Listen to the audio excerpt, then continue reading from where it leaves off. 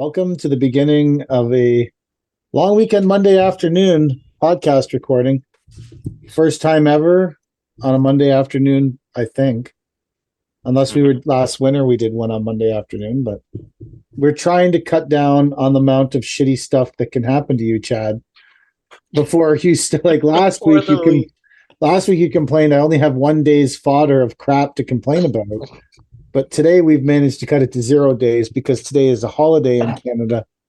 Well, I didn't tell you that I worked this morning, Ooh. and well, we worked a couple hours in between the rain, and I heard what I may perceive to be one of the worst phrases in all of landscape construction, and that phrase is, "Can we add one more row to the patio?"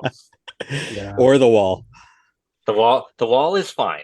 Yeah. I can build it up another course. Oh, that's true. But in order to add another course to the patio, oh God, you have to dig more, and the base isn't prepared the same. And you don't have the stone, and then it comes from some other skid, from some other manufacturing plant that was made in some other place at some other time, and no one knows where to find the skew, and it doesn't match, and then you debate whether or not you should put a fucking different color soldier course around it to help. Yeah, oh, this is like a horrible. Yeah. One more row. Chad, you have actually now discovered, I'm retracting my own words, the most expensive square footage you could ever ask for. That is true. I am retracting my own words. I think Chad has actually discovered that's a pack it home and go away. And that happened to you on long weekend Monday. That's a discouraging phrase. Oh God. Can we add one more row? And of course, my response was, well, absolutely we can. And there'll be no charge for that. I'm pumped about losing money. I'm so pumped about losing money anyways. I'd rather lose all the money than just lose some. Because if I charge you, even if I charge you out at the square foot rate that I charge for the rest of the patio, I'm only losing about half the money. So fuck it. I'm just going to lose it all. Just going to lose it all. We're going to wheelbarrow this out of here because we got no machines left on site. You're right. We're going to wheelbarrow the gravel in. You should think about adding this one row on Gator Base.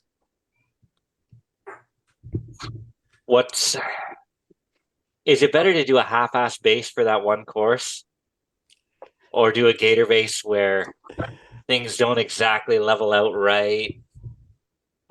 I don't know, because I will assure you that last row does not have the same exquisite base production that the original patio my does. main question is here, or my main state. It's more of a not a question; it's a statement. I know this much. You can be thankful that you have a tilt rotator in this situation, because this is the kind of situation they're made for. Absolutely.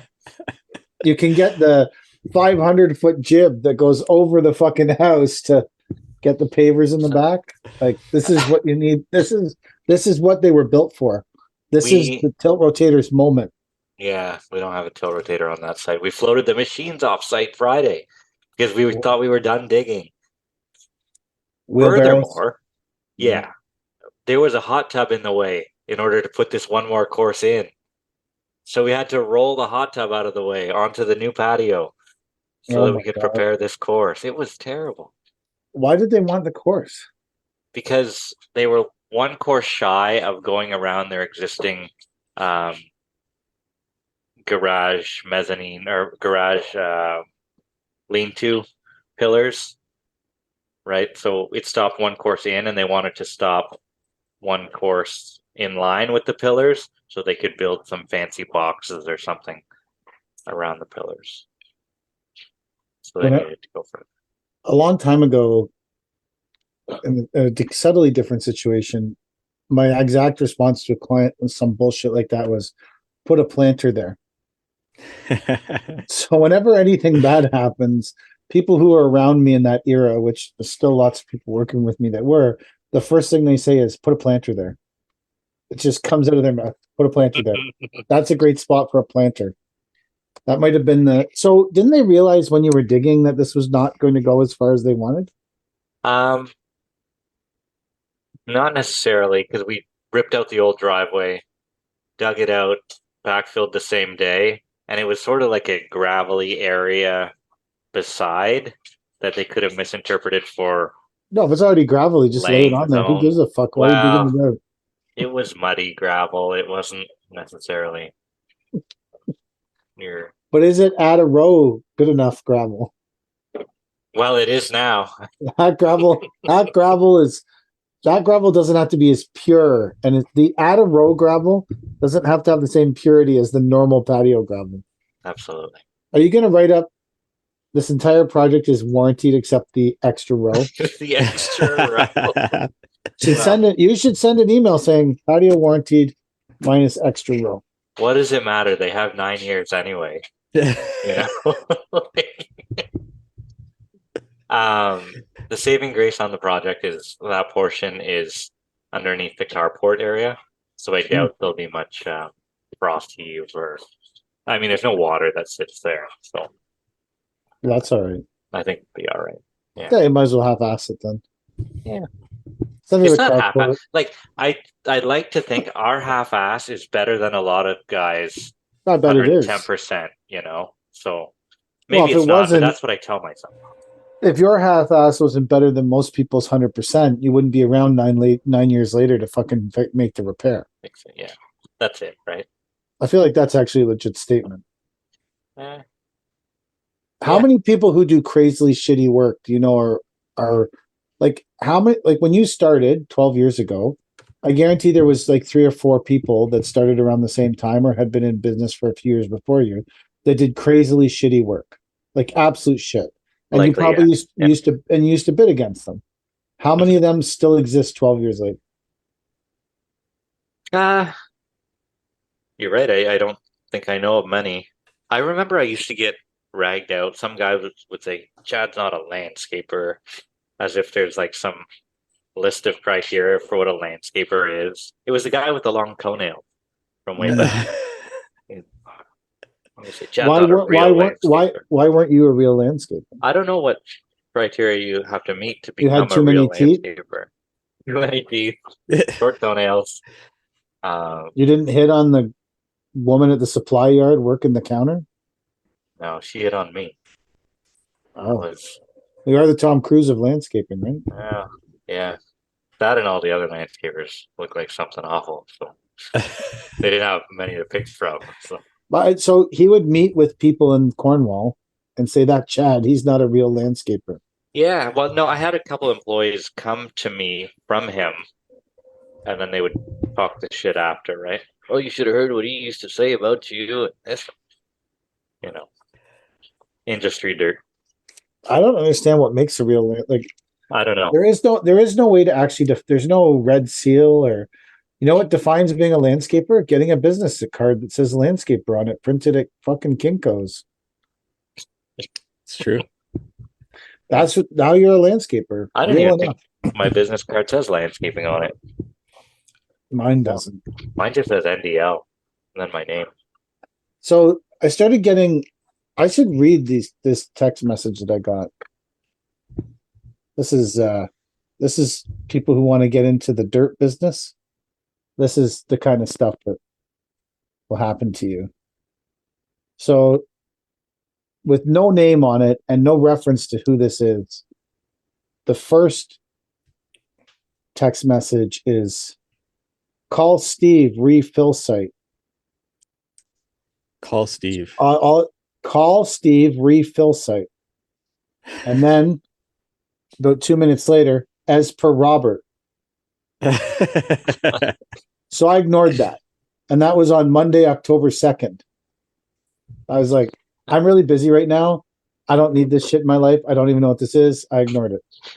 Today, which is Monday, 7 days later, I get a text message. Any material to bring. Any material to bring. Same number from Robert? Same number. So, well, it doesn't say. It says as per Robert. Oh, okay. Says, call Steve, refill site, as per Robert. Now I don't know. Is this person Steve? They're definitely not Robert. It says call Steve. So if this is Steve, it should say maybe I'm Steve. Give me a ring. Not call Steve, refill site. So calling this person. I don't know. That's why I ignored the first one. So this time, because it was Monday and I was in the office pricing and I was looking for any excuse to stop doing that, I responded, "Who is this?" And it says, "You contact Robert Refill site, PHIL fill site, because this is where we store all the fills on internet for 300 loads, blah, blah, blah." I said, and then it says Steve ... Merritt. Anyways, it says, "Do you have papers for the stuff?" I said, "Yes." I said, "Send me your email." His email is basically, it's Chapo live. Am I dealing with El Capo, or it's Capo? Sorry. Am I dealing with like El Capo here? Like, what the fuck? So then we're going through like, is there a tipping fee? Where's the dump located? Blah, blah, blah. And then he texts me and he says, where's that one? That's the good one. Oh, I have not got email yet. I'm in Caribbean, slow internet. I'm like, so now I'm like starting out fill sites in Durham region with El Capo from the fucking Caribbean. This sounds definitely like it's going to go great for Mike. I don't even know where this person got my fucking name from. This is Phil life, I guess. Fill site life. Looking for places to dump stuff. Is it hard to find fill dump sites in your region? Yeah, it's challenging. I spend like Really 30% of my time looking for places to dump fill. Well, it's super easy to find places to dump fill, but they're like 2.5 hours away or 2 hours away. Yeah. Like 2 hours away, but then you got it. Like, no one wants to pay that much for trucking because every time the farther you go, the more expensive it is. It's like this big nasty circle of trying to find the closest place possible to dump dirt that's at least quasi legal, or I can justify in my mind. I have a project. One of the reasons I'm actually making more inquiries is I have a project where legit this is table 2 material. So table 2 material is not clean. This has hydrocarbons and it lists some kind of pesticides in it, and it's actually not dirty table 2. It's top end table 2, but it's table 2. So this stuff I want a legit table 2 place to take, because I know I can't. I mean, I'm not a great person by any stretch. I mean, I'm a pretty bad person, to be perfectly honest, but I don't intentionally take contaminated fill to someone's property. That's fucking wrong, because I don't know what they're doing. They could be growing fucking, like, it's not, this is a different, it's way outside the edge of the rules. So I'm looking for a legit place. And that's why this guy, I guess, contacted me, because I put feelers out looking for, because there are places in Ontario that are legit table 2 fill sites that are allowed, but they could be coming up like 5 meters or 6 meters. And so the stuff here, I don't know. Anyways, I don't know what makes it legit or not, but that's what I was doing with this guy in the Caribbean named El Chapo, or thinks he's El Chapo, or whatever. It's possibly Robert, maybe Steve. No one's really sure who he is.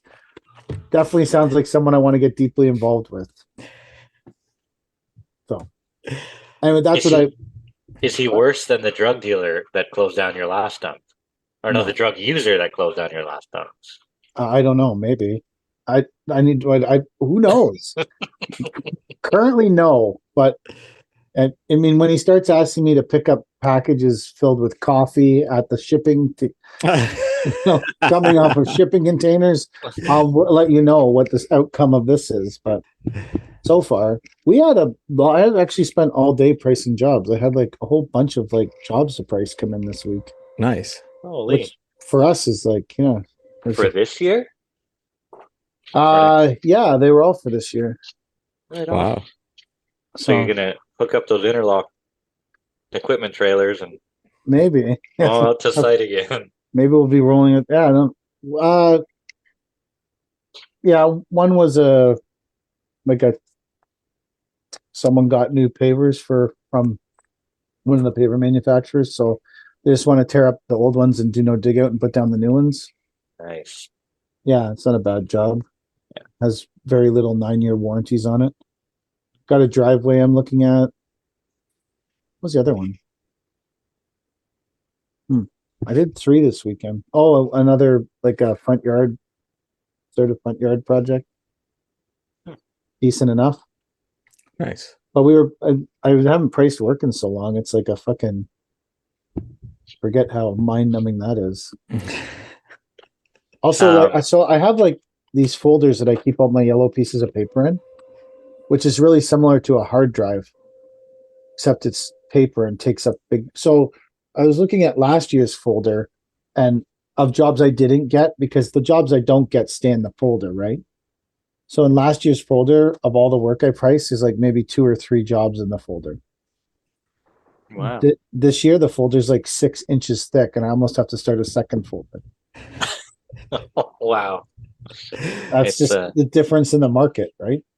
Yeah. I didn't change anything about how I do. Well, or maybe the market passed me by, which is totally like everyone's doing 3D design and blah, blah, blah. And I don't do any of that fucking crap. So maybe the market has just passed me by and I'm just getting beaten by the younger generation.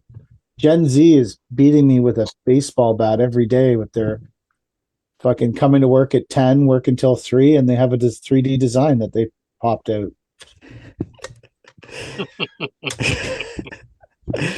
Does that mean you're going to get into 3D designs? No. I'm old, man. I'm 50. I'm 50 this month. Crazy. Who just learns how to do 3D designs at 50? I don't even want to do them at 36. Do either of you guys do 3D designs? I do. I do like the odd rendering. Reluctantly. Do you know how to do a rendering though, Chad? Oh yeah, I do it on SketchUp on my iPad. So it goes all right. Gets the job done. It's more like a CAD SketchUp than like what's that one that UVision or something? Yeah, I use UVision. Yeah. I don't like that. I like it. It's nice and easy. Yeah. I've tried it. SketchUp is nicer though. SketchUp is beautiful. Yeah. But anytime you post a picture of something from your SketchUp, you'll undoubtedly get tens of hundreds of people asking what program that is. So I don't post any drawings that I do anymore.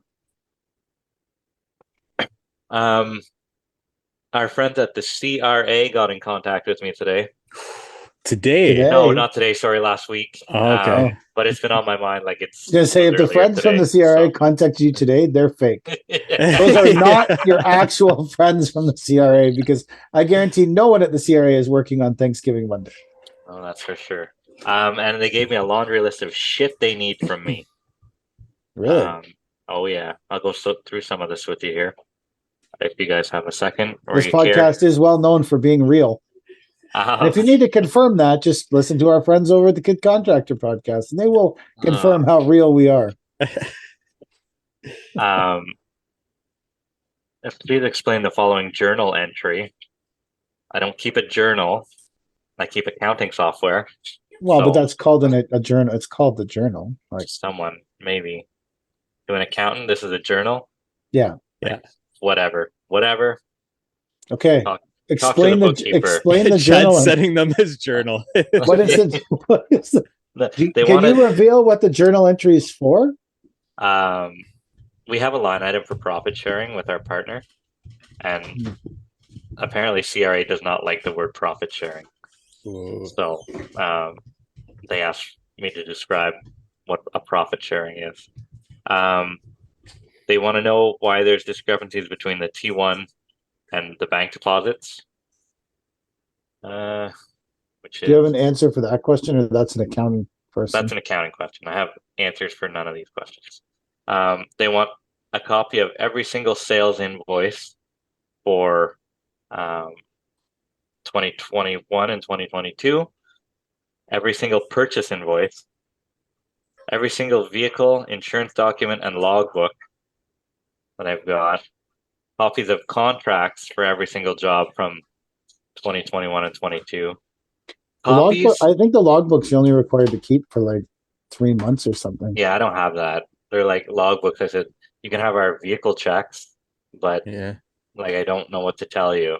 I get the insurance information, no problem. what we Are paid they in looking for insurance. logbooks for people using them personally? They're all dump trucks. We have one pickup truck in the entire company. Yeah, but they could be looking for your logbook for if you personally used it, and then they're just asking for all of them. No. Well, maybe they are, but there's When I first started Nobody- this business, I used to have a logbook that I filled out every Yeah. day.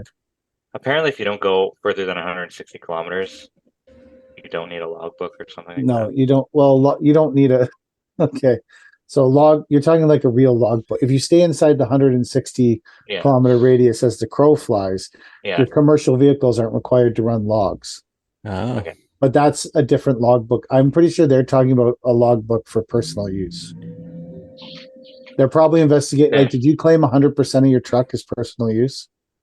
Or sorry, did you Business use. business? Yeah, Yeah. they're probably they want you to prove that. Yeah. Probably. That's fine. Well, they can. I don't know what they want me to tell them. We have a personal car for our personal stuff. Everything else. Yeah, is but business even related. driving it home from the shop would be considered personal. I'm just playing devil's advocate. Yeah, but I got to get to work somehow, and it Well, is less than 5 minutes. But get real here. okay, I understand that, but I'm just telling you from a government perspective, they expect you to log that 5 minutes every day and those kilometers, and then claim it back.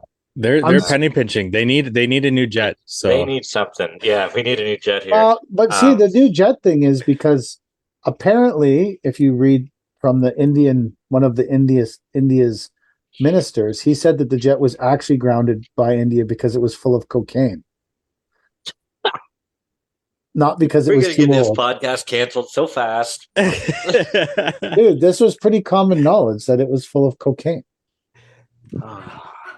Maybe. Apparently.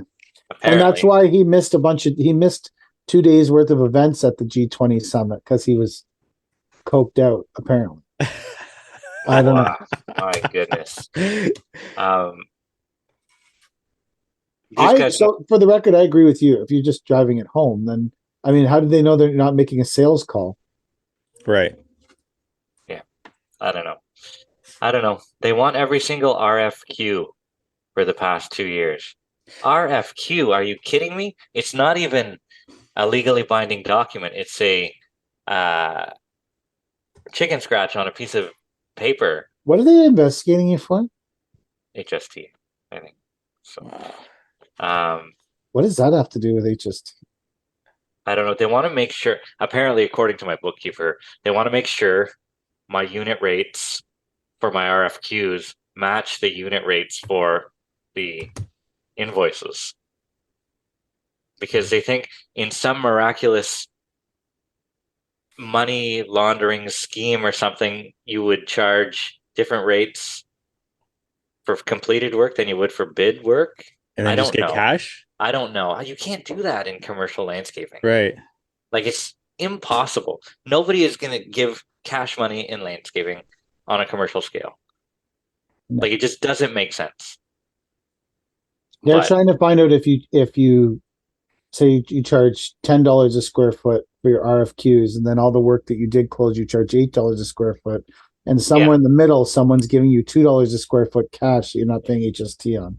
Yeah, not a chance. That's stupid. Like, the most ridiculous thing. Absolutely the stupidest thing ever.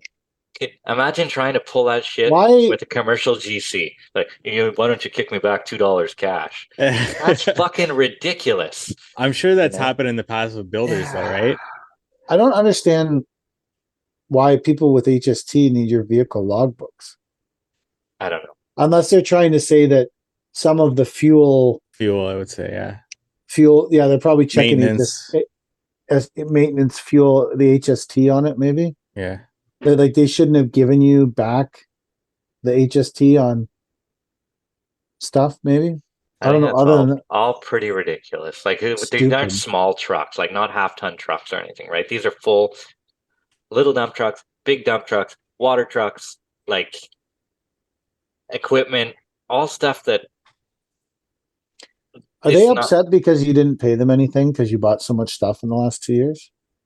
I don't know if they're upset at all. I might be like a small fish in a bigger pond that they may be going after someone 10 times my size, right? That I do business with. They could be going after one of the GCs and you just got dragged into it. Mm-hmm.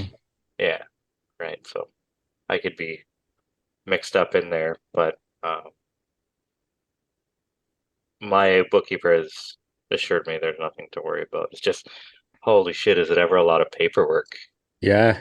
And then they're like, scan us copies of this and send it. And my accountant's like, no, bring them down here. Like, we'll sit them at the table with the box and all the documents they need, but like, you can't be scanning thousands of documents and sending them in. Like, that's weeks worth of work for nothing. So, anyway, what a process. I wonder if they're trying to check one of the GCs, and that's why they care about your. Yeah, I'd assume that's what it comes down to, but I don't know. Did they That just works. email you that list, or did they call you? No, they mail it and then it's available Ah. on your my government something CRA account. page. Yeah, whatever. I don't even Yeah. have access to it.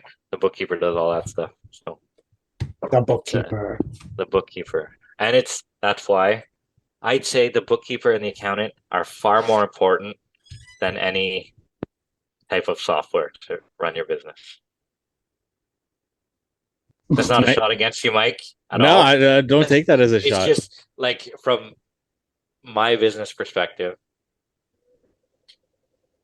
if I'm doing it without any software, but I couldn't go through this on my own. My software isn't bookkeeping or accounting software. Yeah, right. So yeah, it's like I can say that having the right bookkeeping person, or we have a chartered accountant. We don't have a bookkeeper. We just have we just have a CA that does everything for us. We had a bookkeeper. I think that it just wasn't the right relationship. Well, Kelly does your books now, right? I don't. Well, that depends on how you think, I guess. I guess Kelly. We have a lot. All the stuff goes to the CA. After Kelly prepares it. I don't know. Yeah. She puts it in a folder. All your gas receipts and all this stuff. She has to, right? Like if you're paying the CA to do that. Yeah, it's expensive. That's very expensive. But do you have QuickBooks or something like that, PK? Yeah, we have QuickBooks. Yeah. So then, so she prepares it and he looks it over. She's doing the job of the bookkeeper. Yeah. So I guess we have Kelly doing the bookkeeping and everything else. But I would say that having the right person looking at that stuff is important. Absolutely. We had some money that got deposited into the wrong government. I guess every person or business this was from when I had the sole proprietorship. You have all these bank accounts with the government that I didn't know about. And so some of the money got deposited when we put it into the wrong bank account. So then they said I didn't pay my taxes, but really the government was just holding on to like $26,000. I've misplaced money. Well, they had just put it into the wrong account.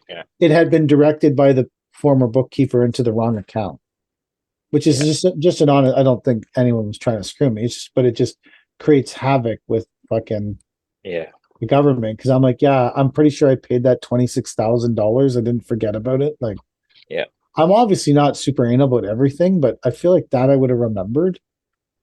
But that just, that was just one thing that I think it's important that you keep straight with the government. Absolutely. That's the. But don't worry, they'll still treat you like a criminal. Oh God, yeah. Interestingly, I was thinking of Chad because there's one job that Nancy Green sent me. I was talking to her on the phone because there was some designer discrepancies on the drawing. Like the wall is 6 inches high, and I'm like, well, I drove by the house and it's falling at an incredibly fast rate from the garage floor to the driveway, and this wall is built from the steps going down the hill, and you want the whole wall at 6 inches. Like, is your expectation that this wall is all going to be level when you look at it, or is it going to have tons of step downs, tons of step downs in it, or what is your theory here? Was the zip level used? No, there was no zip level. This was just me drive. I casually drove by the house last week because I knew I was going to price it. I just wanted to see what it looked like. And so we were having that discussion, And in that discussion, I'm looking at the drawing and the stairs and the planters and the plants or whatever all this shit is. And I said to her, to Nancy, did you talk to these people about budget? Because this front yard is going to be worth like 50 grand, between 50 and 60 grand. And she was like, yeah, they know they have an understanding. I said, okay, great, perfect. But then I priced it out and it worked out to $55,000. And I thought, oh, look, I'm Chad. I picked a number and I worked backwards. Yeah. I'm Chad. It was funny that I knew. So I think when we've been doing it this long, it works that way. And I'll concede that maybe it doesn't work for the new guy, right? The guy in year 2 of business. Or maybe it does. I don't know, but I don't think like I think when you've quoted enough jobs, you can see like, oh, this front entrance is going to be between this and this, and just depends more so on materials at that point, right? Yeah. Because for the most part, production is going to stay fairly consistent unless you add equipment to your business. Yeah. But that neighborhood you work in, Mike, there's probably like 5 different styles of houses. Yeah, it's very... It all just repeat. Yeah. So you've probably done a front entrance at every style of house. Yeah, exactly. So when you walk up to a certain style of house, I know exactly what it's going to be. Depending on, maybe I need an extra step because of grade or some bullshit like that. Yeah. You have a pretty good idea. Front entrances at this style of house are worth 20 grand. Exactly. Unless they get into some weird shit. But in general, normal materials, fucking... Yeah, like I've done a bunch of 2 or 1 step 6 foot lengths with a porch overlay. And it's always a 50 square foot porch overlay, 2 6 foot steps, and I know exactly how much that's going to cost. Yeah, so you can almost, like, when someone says, what do you think this is going to be? You can say, well, it's going to be somewhere in this range. And yeah. Just also depends on the type of client too. That might affect the price a bit. Oh. Yes. Yeah. I like that. Yeah. I like that. But I didn't think of you, Chad, because I was doing the Chad reverse pricing. Yeah. Maybe everyone should try to do a reverse pricing. It doesn't hurt to exercise yourself, right? And do it both ways, or pick a number and see if you can hit it, and maybe end up making more money that way. I don't know. I think it's also valuable to use when you're on a call with somebody, right? So that they know right away how much that project's going to cost. So like you said, flexing those muscles and knowing how much a typical project is can help you pre-qualify somebody before you actually go out and meet them. Yeah, absolutely. I've always had a problem pre-qualifying people. Same. It must be just an industry thing that's one of the hardest things to do. I have a problem asking people their budget. That's why. Yeah. That's why, like, knowing all my pricing for everything has really helped with that pre-qualification. So instead of asking them their budget, I'm able to kind of give them a good range.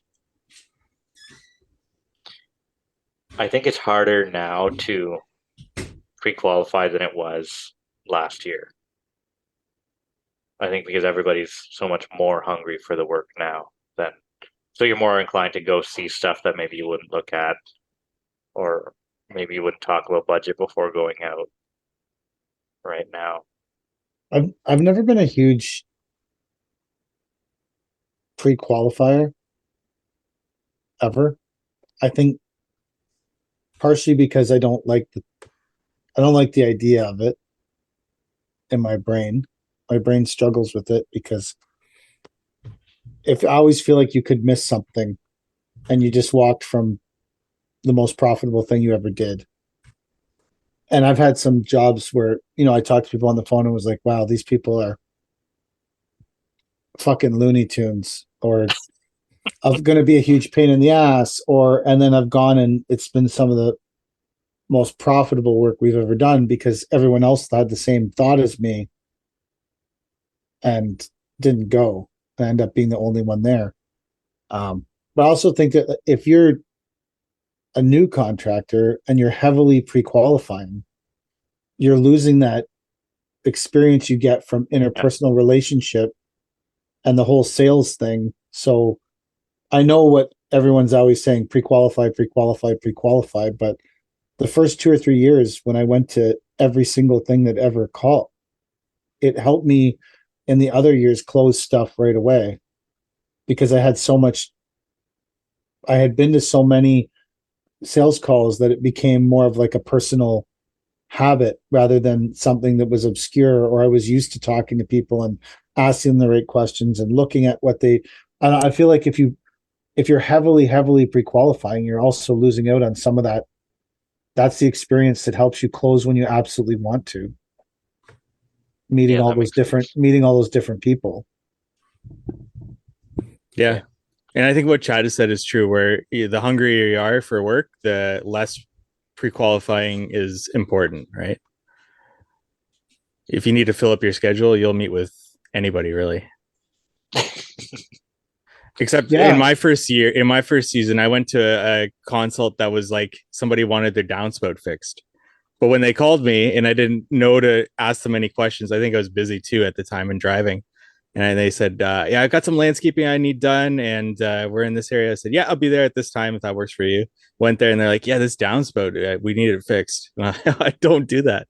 So this is when I really decided I need to actually ask questions over the phone before I schedule time.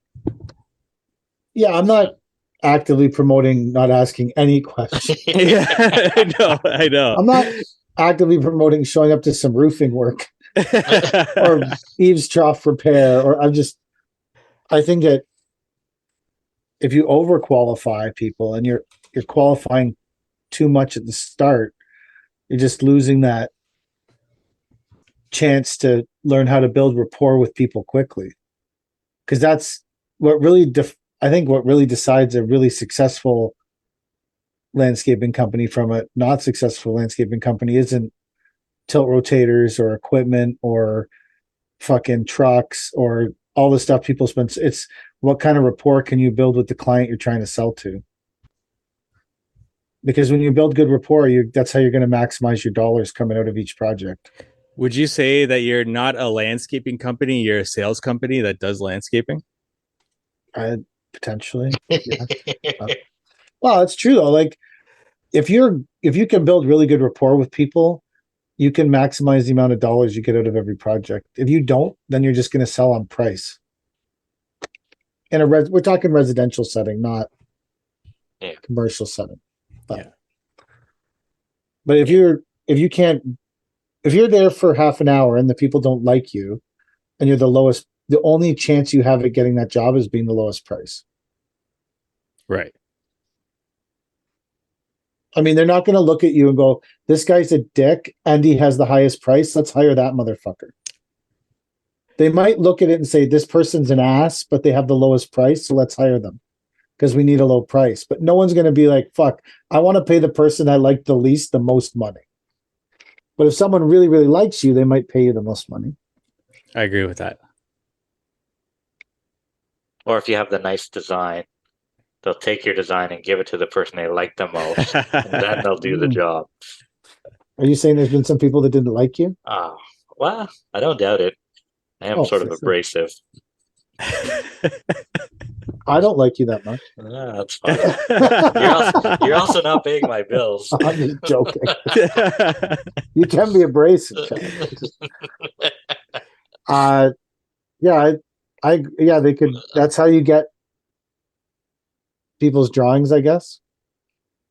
Interestingly, so this job I'm pricing for Nancy, the client, I'm pricing it, and normally when I'm working with Nancy, it's like I'm pricing it, and it's usually just me pricing it, and it's more that it's not a multiple bidder scenario. But this job in particular, these clients are sending out to, maybe we'll close it without them sending it out. Maybe they're going to send it out to 10 other contractors.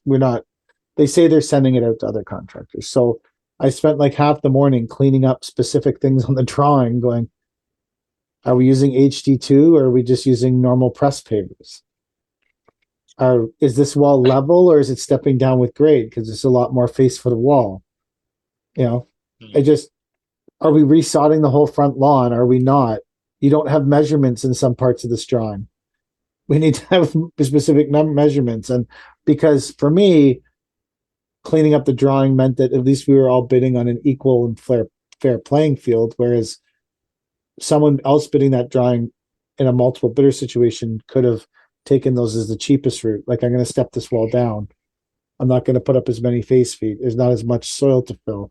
So after fixing the drawing for a bunch of other contractors, I was ready to begin my day of pricing.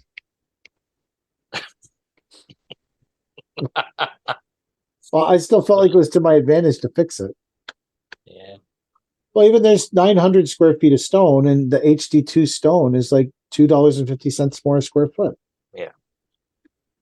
Yeah. I'm not here to debate whether that's worth it or not. Did you put all your product recommendations on the drawing too? They're already on. They're Nancy already has on them. Nancy has them. Okay. She went and picked out the products with the people. So it's more just I need to make sure we're all bidding the same, because So when Nancy says, "Here's my drawing," I work with Mike, and they take it and they shop it to 5 other guys. Does Nancy go, "Thank you. Where's my check for the drawing? You're on she your own," or what's? she always does that. Yeah. Okay. So, She but always she gets paid. goes to bat for you, right? Well, a Choose lot of Mike. times He's a our lot favorite. of time. Well, a lot of times too, it's just her and I pricing. Yeah. It's not that people will say to her, "What contractor do you use?" They already trust her. They've already paid her. They're already engaged with her. Yeah. And then it just rolls into us going there, and then I'm sure there's people who have met me and be like, "I don't like that guy," and then there's people who met me and been like, "Sure, let's move forward." And Nancy and I have like I guess 12-year history now of working together. Yeah. So it's not like we just showed up, like it's our first project together. So it normally just sort of rolls into it. This year, there's been a couple jobs where people got other prices and went different directions, not with us, and went with other contractors, which is fine. That's their. I mean, for me, I always include. Nancy's been paid, but I always include something for her because I know she's going to be Yeah. coming by and project managing if we're the ones doing the project, and she needs to get paid for that. If our guys are there, she's going to stop by probably 3 times a week and just check on the project and manage the clients, and so she needs to get paid for her time. So I Yeah. don't mind putting something in for her.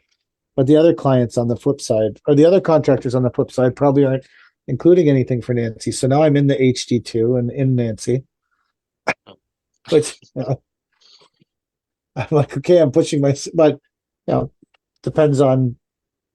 I mean, having a recommendation from the designer that people already trust is pretty valuable stuff. Yeah, absolutely. People are very like, let's do it right sort of thing. So I feel like that's advantageous for us. If you guys get a design sent to you by a client that wasn't yours, do you bid on it? Yeah. Yeah. Why wouldn't you? I just don't get that often. Like, No, unfortunately. I'm just asking because why wouldn't you, Mike? That's all I'm asking. I wouldn't bid on somebody else's design because I don't know how, unless I really knew them.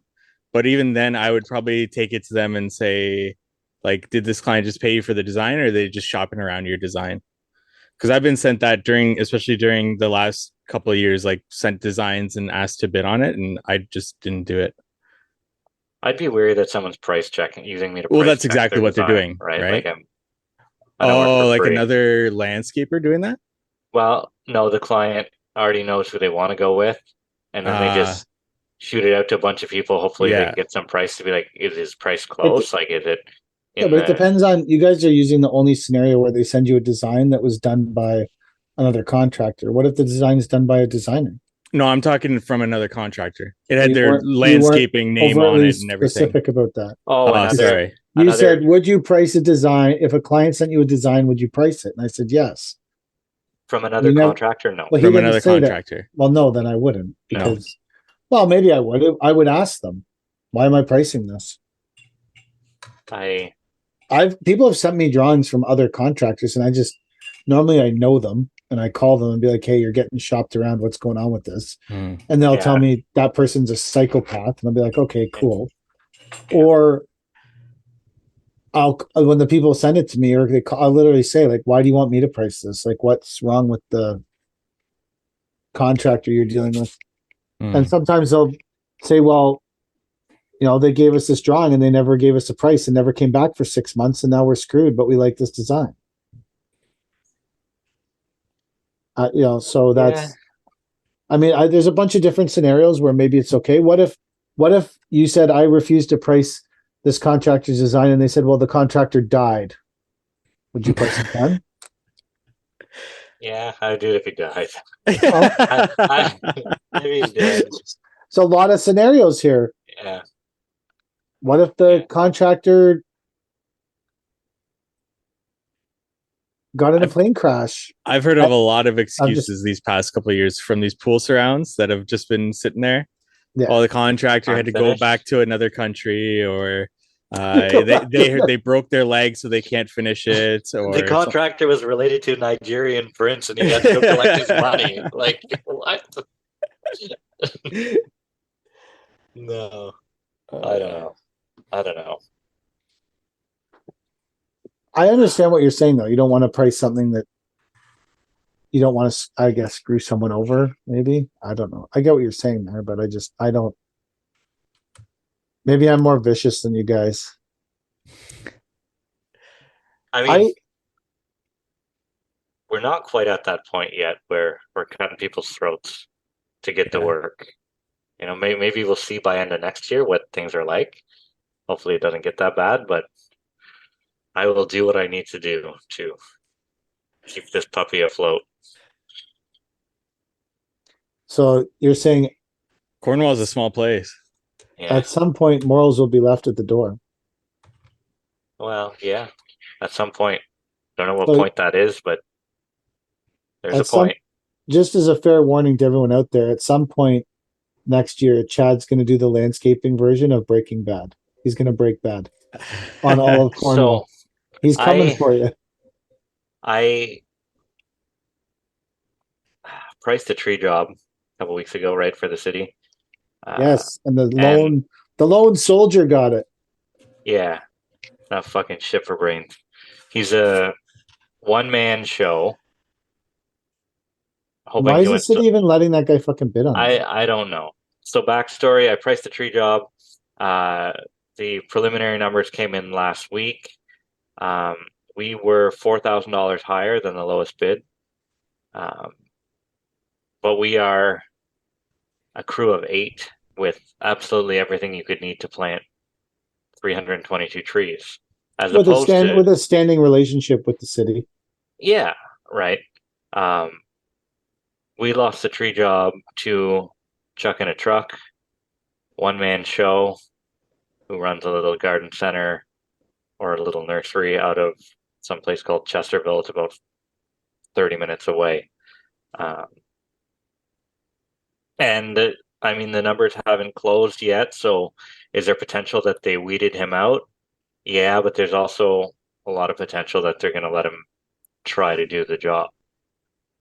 Right? So unless they can find something wrong with the tender, they're going to, like, legally, they almost have to let him do the job, because but I think he can sue them. I think there's something in there, and we talked about your forces last week, right? That yes, they want to be able to know that you can complete the project within the allotted time. Well, the other thing is, did his bid bond check clear? Yeah, it's $15,000 bid bond. So I'm gonna try and pull up. Like that's. Here. So you were second. He was first. I was low. Second. You were second. Yeah. Yeah. Not even $4,000 away. Actually, $3,995. On how many trees? 322. So you were essentially $100 a tree. No, $10 a tree. $10 a tree more. $10. Would you? Here's an interesting question. Knowing what you know now, would you take $10 a tree off and do the job? Yes, to Breaking Bad them. I want it, and that was originally why I went in with such a low price to begin with, right? Because there's another company in town who's been ridiculously low for the last 4 or 5 years running, right? And I wanted to cut them off at the knees and say, hey, this is my job now. This is my city. I do everything else in the city. Get lost. Pound salt. This is my city. So this is my city. This isn't Breaking Bad. This is some is- sort of mafia movie. This is my city. You stay out of my city. You should know better. But that's just my landscape ego getting in the way too. So I feel like I've earned it at this point, So which I you probably really haven't. Oh, here's an interesting thing that happened to me Yeah. in the world of, so I got recommended for a commercial bidding a job from a friend of mine. And Yep. so I showed up at the build, and the owner that I had been in contact with wasn't there yet. So they said, oh, you should talk to site super. I said, cool. So the site super came up and put his hand out, and I shook it, and he looked me in the face and he said, this is without introducing himself, or this is just word, like, boom, right at me, pulled me in as tight as he could, squeezing my hand, and said, you're not going to make no money off those trees. There's no markup. I know exactly how much they cost, and you remember it. I said, cool. That sounds like the place I want to be. That's amazing. That's fucking awesome. So then I met then the owner rolled up right after that. And then we had this, and then they have this drawing that's approved by the town. And to get their LC back, they have to do this work. And I keep saying to them, you can do whatever you want out here, but you're not going to get your LC back. Because the town doesn't really care what you put out front. But if you plan on getting your LC back, you have to do this drawing. Well, we don't want that stuff, and it's a waste of money, and it's not what we want. I'm like, okay, well, again, and it became this like point where I was like arguing with them. Like, I'm not here to fight with you guys. Like, I don't. And the guy's like, this has to be a 7% grade, and I'm saying, well, at a 7% grade, if you want this top to be flat, you're going to have to build some kind of fucking retaining wall here, because you need this part of the land to be flat all the way out to here. And at a 7% grade, this is like a 1.5 feet lower than it became this super weird exchange. And then they sent me the drawings, and included in the drawings was a estimate from the landscape architect. An estimate from the landscape architect. Of what the work should cost. Wow. Which, in as looking if landscape architects aren't fucking clueless to begin with. So now landscape architects have taken it upon themselves to start telling the clients what the work should cost. And according to this landscape architect, interlocking pavement should cost $7 a square foot to live. Awesome. That's great. Wow. And the trees are they are a little bit more than what they cost, but not much. And on top of the guy first saying, hey, you're not making any money off this fucking project. No, I don't know. I'd have to look it up. So I'll send you the whole package, Chad, afterwards. I would love to see it. So you can look at it. It's so I'd love fucking to see it. stupid.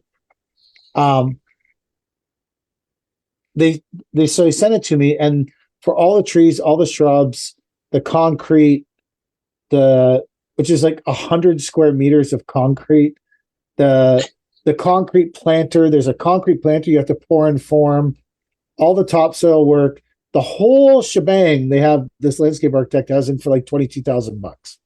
Wow.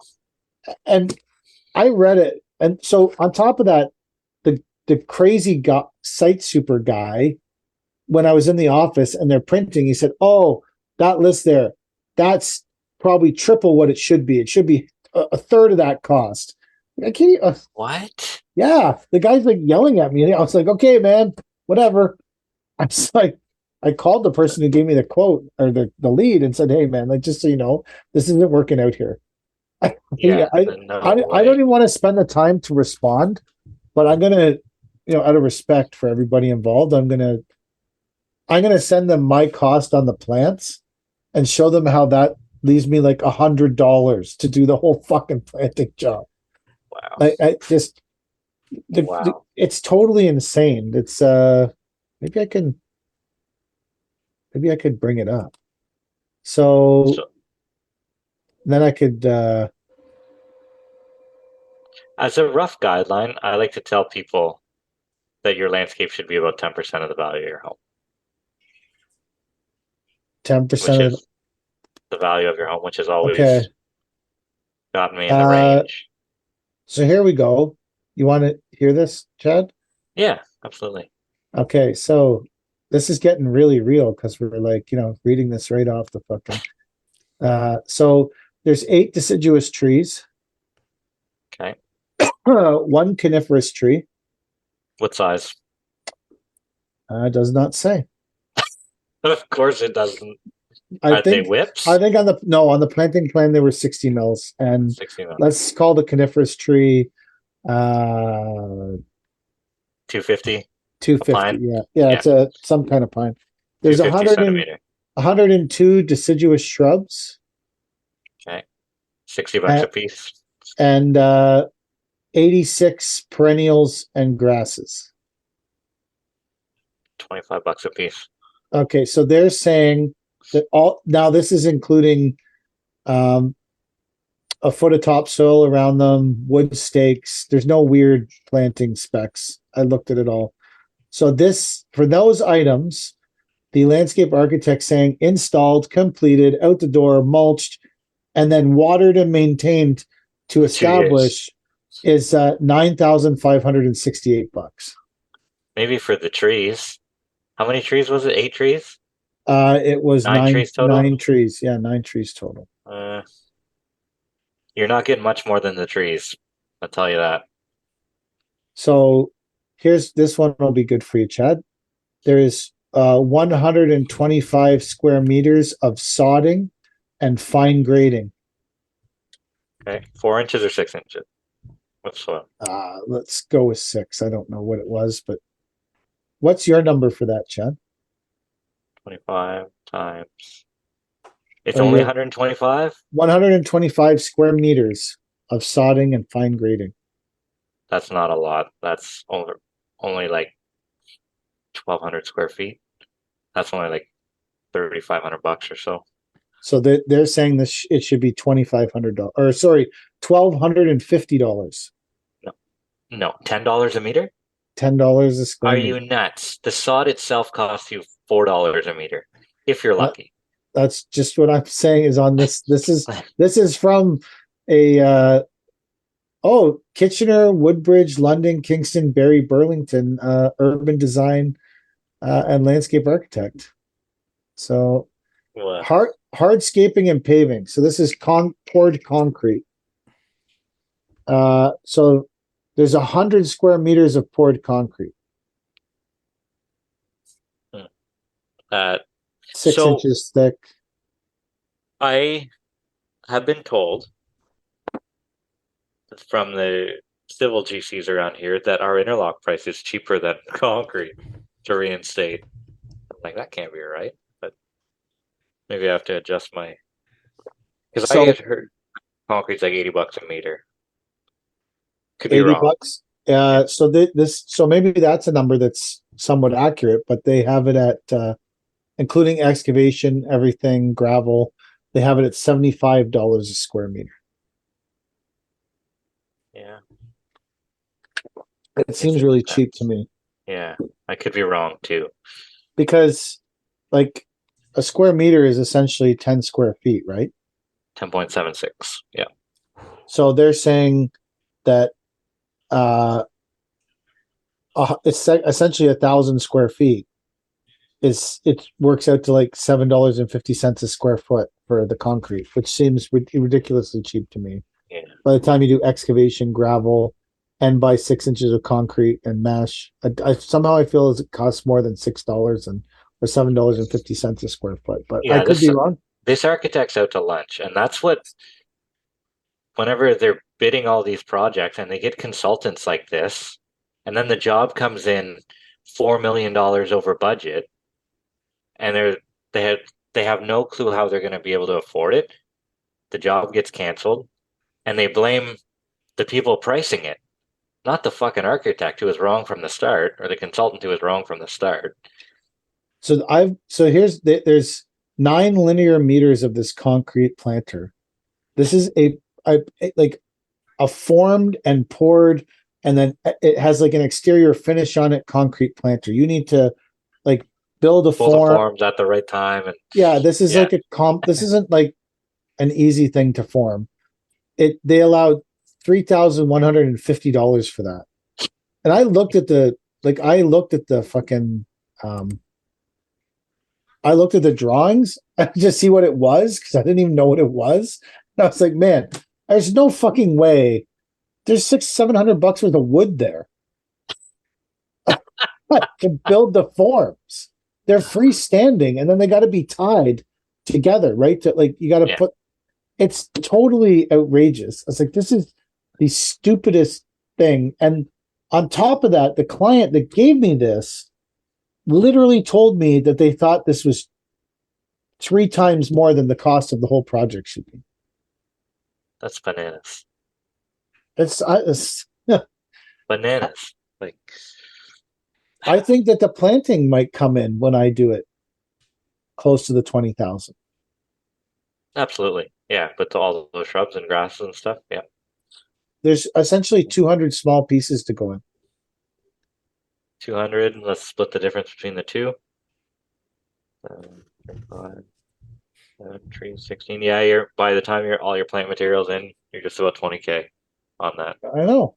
That's without the 100 square meters of concrete.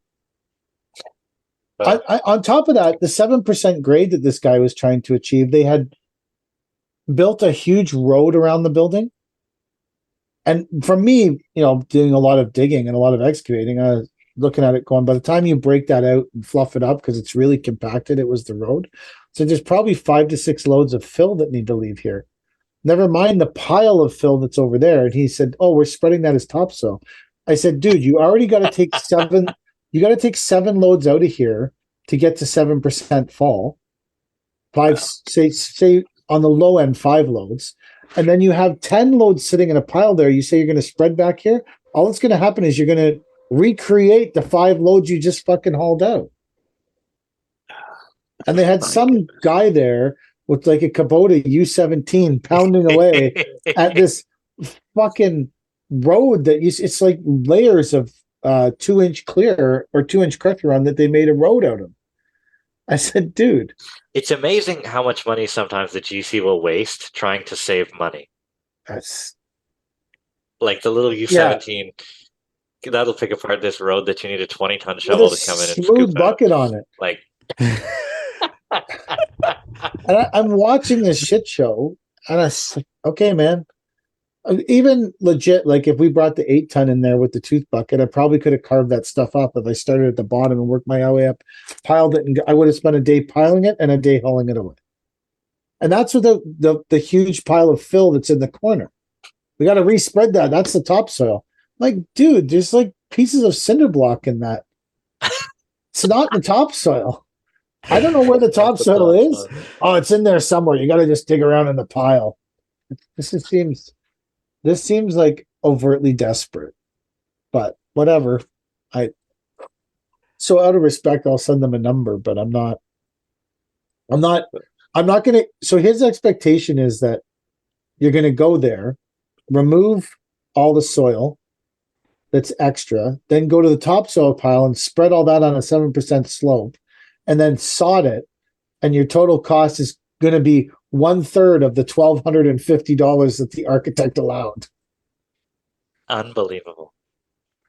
But Now, he's saying that like he really means it. I'm like, wow, man. Sure. Well, you could use my theory. You can pick a number and try and do it fast, so you can make money. But I don't know how much faster you could work to make those numbers. I don't give a fuck how many tilt rotators I have. I ain't getting that done at a profit. I think they listened to our last podcast. They heard what Chad had to say, so they priced it that way. They picked a number and expected someone to work out how they're going to do it for that. What's shitty though? It doesn't work if someone else picks your number. You have to pick your own number. What's shitty is as a contractor though, what's super fucking shitty for me is that I'm pricing against some landscape architect that obviously has no fucking clue what they're talking about. Or doesn't care and was trying to, because for the landscape architect, they're often trying to make it as cheap as possible for the owner. Yeah. So these And if people your numbers also, don't align, it's your fault. I'm standing there with them, and on the drawing, there's a pile of stairs. They're like, yeah, we're not doing those stairs. We're just going to slope the concrete. I'm pretty sure you need to put in the stairs. That's great. Oh, fuck it. We'll just slope it. Sometimes I see that on residential landscape where they'll cheap out on 2 or 3 stairs and then ramp the bottom up to it.